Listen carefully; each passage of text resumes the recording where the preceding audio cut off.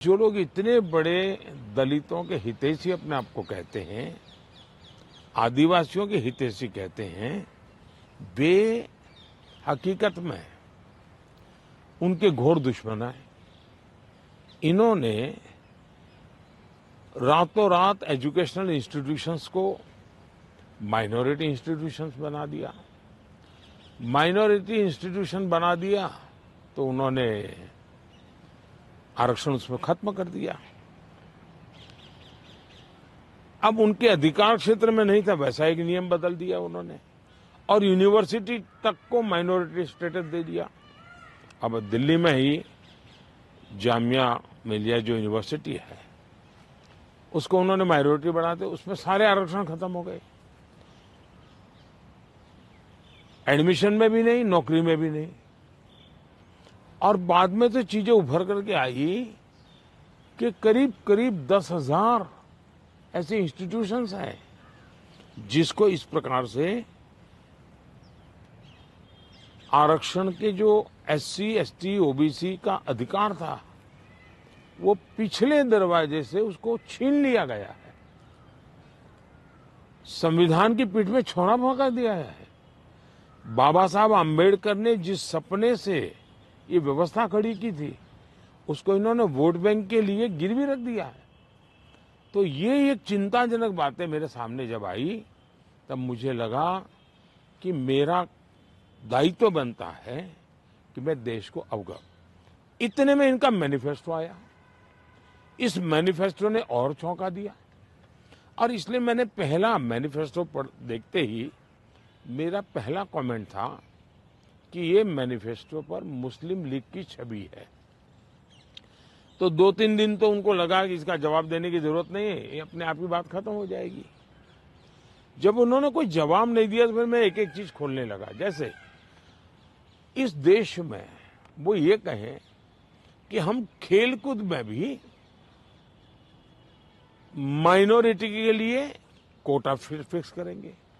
आज पंजाब के मेरे बच्चे जो खेल जगत के अंदर बहुत अच्छा कर रहे हैं, बंगाल के मेरे नौजवान फुटबॉल में बहुत अच्छा कर रहे हैं, उत्तर प्रदेश के हमारे नौजवान जो एथलेट्स में काफी अच्छा कर रहे हैं, अब वो अपनी जवानी उसमें खपा देते हैं। 10-12 साल की उम्र से लेकर के 25 सोचने तक ये लोग इतना तप करते हैं जी, तपते हैं, शरीर को तपाते हैं। खिलाड़ी ऐसा नहीं बनता है जी। और सुबह रात को नींद नहीं आती, सुबह 4 बजे उठ करके चले जाते हैं।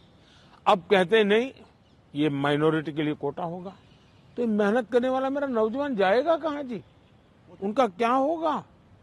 दूसरा उन्होंने कहा कि देश में अब जो टेंडर होंगे उस टेंडर में भी वे माइनॉरिटी के लिए आरक्षण करेंगे। मतलब ये हुआ कि आज मान लीजिए कोई कहीं पर बहुत बड़ा महत्वपूर्ण ब्रिज बन रहा है, उस ब्रिज में कौन ब्रिज बनाएगा? तो जिसके पास ट्रैक रिकॉर्ड है, जिसके पास संसाधन है, जिसके पास कैपेबिलिटी है, जो परफॉर्म कर सकता है, सारे उसकी जो रिक्वायरमेंट उसकी पूरी करता है, उसमें कंपटीशन होती है और कंपटीशन में जो निकलता है उसको टेंडर मिलता है। ये कहते नहीं, ये सब बाद में। अब मुझे बताइए, अगर इसी प्रकार से सिर्फ धर्म के आधार पर कोटा दे देंगे, वो ब्रिज बनेगा, लोग मारे जाएंगे तो कौन जिम्मेवार होगा? क्या आप वोट बैंक के लिए आप आने वाली पीढ़ियों को भी तबाह करना चाहते हैं? तो ये ऐसे विषय थे जो कांग्रेस ने अपनी वोट बैंक की खातिर मैदान में उतारे। तब मेरा कर्तव्य बनता है कि मैं मेरे दलित भाइयों के अधिकार के लिए लड़ूं, मेरे आदिवासी भाई बहनों के अधिकार के लिए लड़ूं, मेरे ओबीसी पिछड़े भाई बहनों के अधिकार के लिए लड़ूं, और इसलिए मैं लड़ाई लड़ रहा हूं।